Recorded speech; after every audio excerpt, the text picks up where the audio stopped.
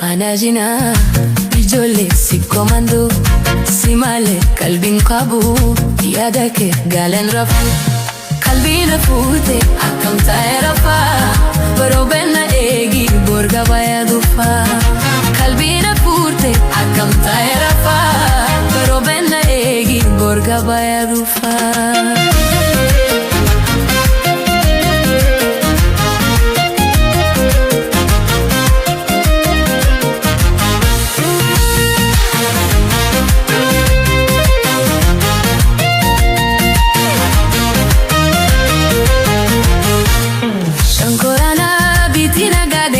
Karini ansi malen kabu bulonan karatarini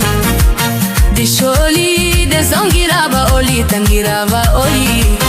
makana haba dugulo siwale suma wale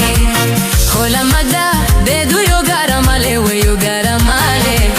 marti dungon be kusitatu male we sitatu male ansi male kabiranjanane machalik tadati kotu male bala bale sofu mari mola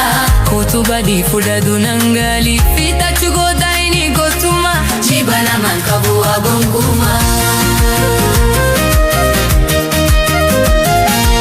bale da chingota mi alone madaga fantu oromone seiko chidi jile suma farsa abija besi kumanza anajila talbinga kagele bolonchana gamisa namata arene chase ko bawalabo akambo de garani ranfata arene chase ko bawalabo akambo de garani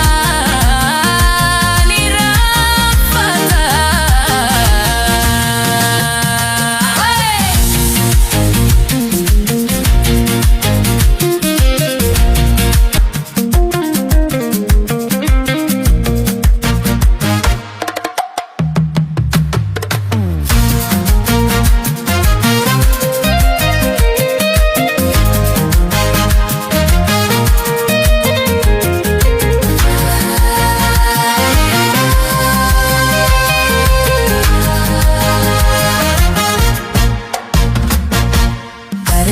Anajina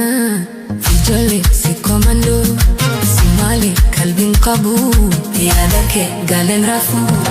qalbiin fuute akkam ta'e rafaa roobenna eegi borga baya dhufa qalbiin fuute akkam ta'e rafaa roobenna eegi borga baya dhufa.